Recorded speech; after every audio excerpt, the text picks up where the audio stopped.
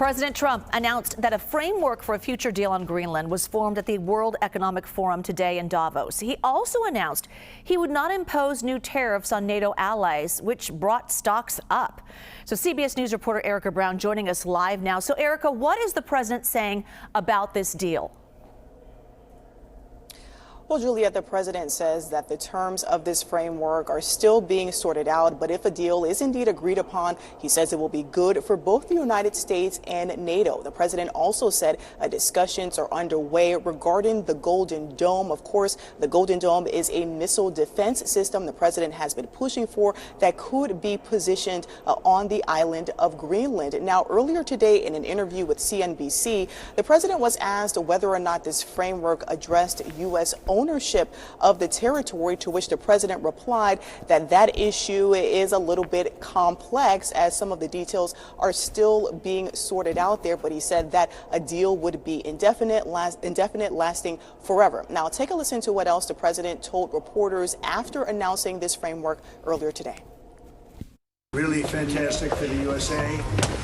Gets everything we wanted, including especially real national security and international security. How so? Can you give us some details, please? Well, the deal is going to be put out pretty soon. I mean, we'll see. It's right now a little bit in progress, but pretty far along. It gets us everything we needed to get. Now, a NATO spokesperson in a statement said that this framework will focus on ensuring security in the Arctic. That, of course, is where Greenland is located, with collective economic and military support from NATO allies. Yeah, Erica, the president certainly had a lot to say about NATO and Greenland ahead of this announcement. So walk us through his remarks at the World Economic Forum.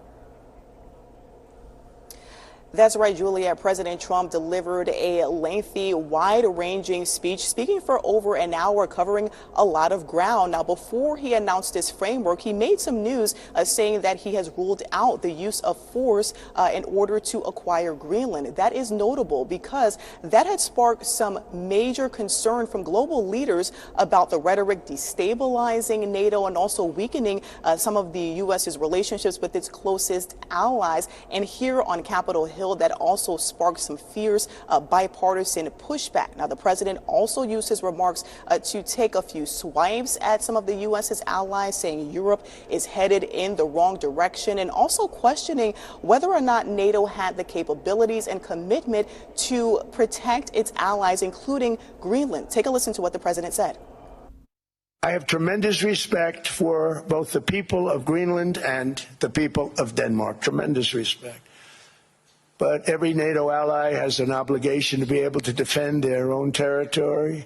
And the fact is, no nation or group of nations is in any position to be able to secure Greenland other than the United States. We're a great power, much greater than people even understand. I think they found that out 2 weeks ago in Venezuela. Now, the president insists that this is about national security and world security when it comes to the Arctic region, and deterring possible aggression from Russia and China that he says poses a threat to the United States and NATO. Juliet?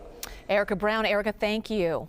I want to bring in Brett Bruen, president and CEO of the Global Situation Room and Foreign Service Officer. Brett, what do you make of this framework of a deal, and are you hearing about any land being involved?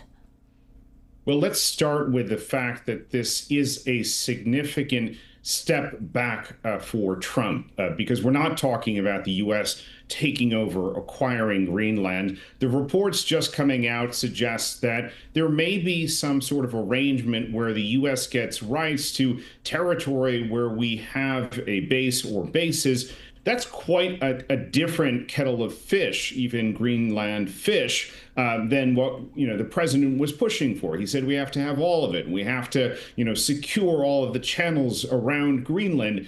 So I think what we have seen, quite frankly, is the president responding to both the pressure from the stock markets, the bond markets, as well as a lot of business leaders here in Europe, as well as in the U.S., saying this is bad for affordability. It's bad for the economy. And ultimately, I think it's going to make us less secure. Brett, NATO Secretary General Mark Rutte said this to President Trump earlier today. There's one thing I heard you say yesterday and today. You were not absolutely sure that the Europeans would come to the rescue of the US if you will be attacked. Let me tell you, they will. And they did in Afghanistan, as you know, for every American who paid the ultimate, for every 2 Americans who paid the ultimate price, there was 1 soldier from another NATO country who did not come back to his family. From the Netherlands, from Denmark, particularly, from other countries. So you can be assured, absolutely, if ever the US will be under attack, your allies will be with you. Absolutely, there's an absolute guarantee. I really want to tell you that because it is important. It pains me if you think it is not. And under your leadership, this alliance is stronger than ever. Okay, so those comments from NATO Secretary General. So what do you think happened behind closed doors after these public comments by Rutte? Well, let's start with the fact that Rutte can go farther, a lot farther than national leaders. He doesn't have to run for re-election. He's not part of a party that has to run for legislative elections. So Rutte really is making an effort to try and flatter and appease Trump in a way that other leaders aren't.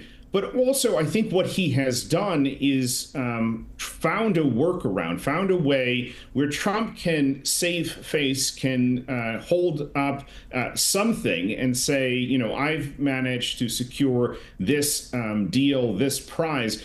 But at the end of the day, damage has been done. The strength of the NATO alliance is certainly strained, if not actually fractured in some ways, because as we've seen, in other instances, Trump comes back to these claims, comes back to this interventionism, this, notion that the U.S. has rights to other foreign territory. So I think there is here in Europe quite a lot of worry that we have not seen the last of Trump's imperial antics.